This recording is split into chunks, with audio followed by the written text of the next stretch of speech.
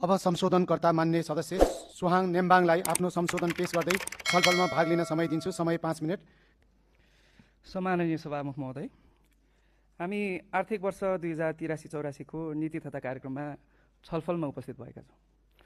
मैले सधैँ भन्ने गरेको छु, समर्थन वा विरोध पूर्वाग्रहमा होइन, तथ्य र प्रमाणमा आधारित हुनुपर्छ।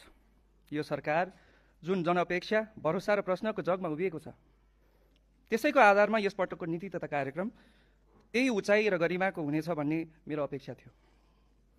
तर त्यो उचाइको आशा, उत्साह र भरोसा जगाउने कार्यक्रमहरूसँग मेरो भेट भने भएन। म तपाईँहरूलाई सोध्न चाहन्छु, यो नीति तथा कार्यक्रम ती तपाईँकै प्रश्न, दाबी, बाचाहरू र अपेक्षालाई सम्बोधन गर्ने गरी आएको छ। प्रारम्भमै संविधान संशोधनको कुरा यहाँ लेखिएको छ।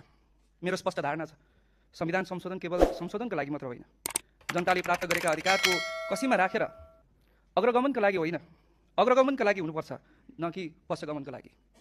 यो संविधान केवल अक्षरहरूको सङ्ग्रह होइन, रगत र पसिनाले लेखेको साझा सहमतिको दस्तावेज पनि हो। यो त राष्ट्रिय एकता र साझा मनोवैज्ञानिक भावधारालाई जोड्ने कडी पनि हो। गणितले संशोधन त गर्ला, तर साझा भावनाले मात्र स्थायित्व दिन्छ।